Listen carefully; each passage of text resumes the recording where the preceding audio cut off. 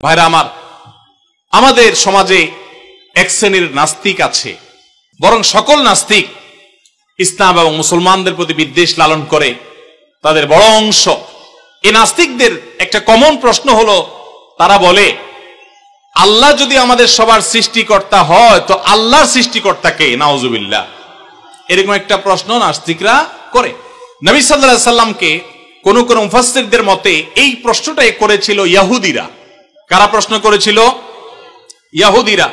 সেই জবাবে আল্লাহ তাআলা এই আয়াত নাজিল করেছেন এবং জানিয়েছেন যে আল্লাহ তিনি কারোর জন্ম দেওয়ার মুখাপেক্ষী নন, তাকে কেউ জন্ম দেয়নি, তিনি কারোর মুখাপেক্ষী নন। এখন প্রশ্ন হতে পারে, আচ্ছা আল্লাহ তাআলা তিনি আমাদের সৃষ্টি করলেন বুঝলাম, তাহলে আল্লাহকে কে সৃষ্টি করলো? যেটা নাস্তিকরা করেছে।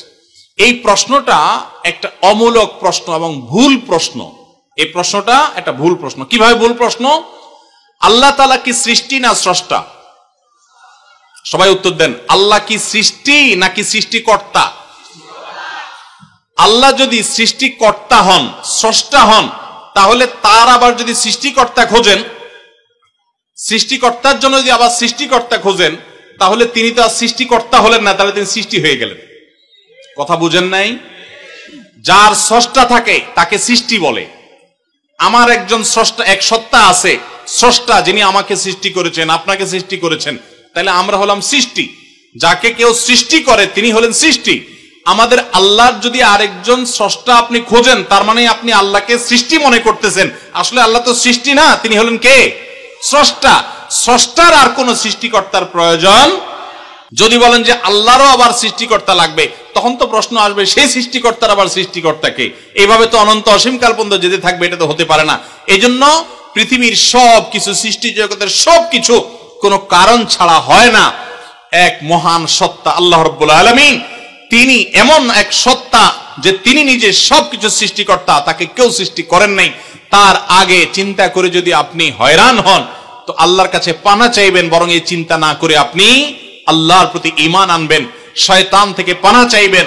এই যে তিন কুল, এই তিন কুলের আমল এত গুরুত্বপূর্ণ যে আপনাকে শয়তান যখন মনের ভিতর আল্লাহর অস্তিত্ব নিয়ে বাজে চিন্তা করায়, আমাদের কাছে যেসব প্রশ্ন আসে আজকাল, শত শত প্রশ্ন আসে যে হুজুর হঠাৎ করে মনের মধ্যে আল্লাহ সম্পর্কে বাজে চিন্তা আসে, খারাপ চিন্তা আসে, খারাপ কথা মনের মধ্যে আসে, এটা শয়তান করা। এটা যখন মনের মধ্যে আসবে, সাথে সাথে আউযু বিল্লাহি মিনাশ শাইতানির রাজিম পড়বেন, এই সূরা ইখলাস, ফালাক, নাস পড়বেন এবং বাম দিকে প্রতীকী থুতু শুয়ের আগায় যে পরিমাণ থাকে এরকম থুতু বাম দিকে যদি নিক্ষেপ করেন এবং আউযু বিল্লাহ পাঠ করেন, আল্লাহ তাআলা শয়তান থেকে পানাহ দান করবেন। এবং মনে রাখবেন, মুসলমানের মনের ভিতরে আল্লাহ সম্পর্কে বাজে চিন্তা আসলে বুঝতে হবে যে ইবলিস হাজির হয়ে গেছে। কে হাজির হয়েছে? ইবলিস আমার মনের ভিতরে কুচিন্তা ঢুকাচ্ছে। এটা মনে হওয়ার সাথে সাথে আমি আরো জোরসে বলবো, কুল হুয়াল্লাহু আহাদ আল্লাহুস সামাদ লাম ইয়ালিদ ওয়া লাম ইউলাদ ওয়া লাম ইয়াকুল লাহু কুফুয়ান আহাদ। আল্লাহ আমাদের সবার ঈমানকে হেফাজত করার তৌফিক দান করুন। ভাইরা আমার, তাহলে আমরা সূরা ইখলাস সম্পর্কে জানলাম, এই সূরার ফজিলত এবং মর্যাদা সম্পর্কে জানলাম, কখন পাঠ করতে হয় সেটাও জানলাম, এর অর্থও জানলাম। বেশি বেশি করে অর্থ বুঝে বুঝে প্রত্যেকটা আয়াতের অর্থ মনে করে করে নামাজে পড়বেন, সকাল সন্ধ্যা পড়বেন। কুল, হে রাসূল বলুন, হুয়াল্লাহু, তিনি আল্লাহ আহাদ, একক, আল্লাহুস সামাদ, তিনি কারো মুখাপেক্ষী না, সবাই তার মুখাপেক্ষী, তার কোনো স্রষ্টার প্রয়োজন নাই, সবার স্রষ্টা তিনি। লাম ইয়ালিদ ওয়া লাম ইউলাদ, তিনি কাউকে জন্ম দেননি আর তাকেও কেউ জন্ম দেয় নাই। ওয়া লাম ইয়াকুল লাহু কুফুয়ান আহাদ, কুফু মানে সমান, তার সমান আর কেউ নাই, তার সামঞ্জস্য, তার সমতুল্য আর কেউ হতে পারে না। তিনি একক এবং অদ্বিতীয়। আল্লাহ তাআলা আমাদেরকে তার জাতের প্রতি, তাওহীদের প্রতি ঈমানকে সঠিকভাবে অবিচল ভাবে রাখার তৌফিক দান করুন। আল্লাহ একক কোন দিক থেকে? ইবাদতের উপযুক্ততার ক্ষেত্রে আল্লাহ একক। ইবাদত আর কেউ পাওয়ার উপযুক্ত নাই। সমস্ত ইবাদত, সকল দোয়া, সকল প্রার্থনা শুধু কার কাছে হবে?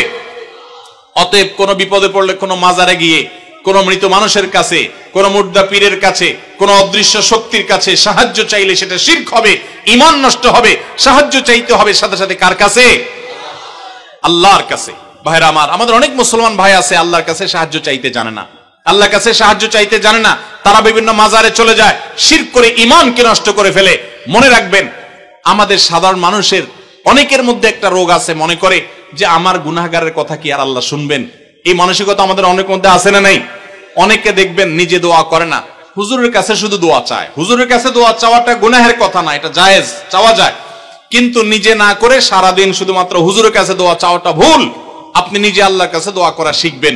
আল্লাহ বলেছেন যে উদউনি আস্তাজিব লাকুম, তোমরা আমার কাছে দোয়া করো। আল্লাহ বলেছেন আমি তোমাদের দোয়া কবুল করবো, আল্লাহ ওয়াদা করেছেন। আপনি যত নাখান্দা মানুষ হন, আপনি যত সাধারণ মানুষ হন, আমরা যত গুনাহগার মানুষ হই না কেন, আমরা যদি আল্লাহর কাছে হাত তুলে হুজুররা যেরকম মায়ের পেজ দিয়া সুন্দর সুরে সুরে কণ্ঠে আপনার মধুরতা মাখিয়ে, তারপরে আপনার ছন্দের তালে তাল মিলিয়ে কবিতার ছন্দের সাথে আয়াত পড়ে দোয়া পড়ে আল্লাহর কাছে চাইতে পারে, আমরা এত সুন্দর করে চাইতে পারি না, কোনো অসুবিধা নেই ভাইরা আমার। আল্লাহর কাছে চাওয়ার জন্য মায়ের পেচের কোনো কথার দরকার হয় না, চালাকির দরকার হয় না। আরে যার বলার শক্তি পর্যন্ত নাই, সেই বোবাও যদি মনে মনে আল্লাহর কিছু চায়, কাছে কিছু চায়, আল্লাহ তাআলা আলিমুম বিযাতি সুদূর, বান্দার অন্তরের খবর পর্যন্ত আল্লাহ রাখেন, তার দোয়াও আল্লাহ তাআলা কবুল করেন। এখন আপনারা অনেকে বলবেন আমি এত বেশি নামাজ কালাম পড়ি না, আমি অনেক গুনাহ করি, গান শুনি, হারাম কাজ করি, অনেক খারাপ কাজে লিপ্ত, আমার দোয়াকে আল্লাহ কবুল করবেন?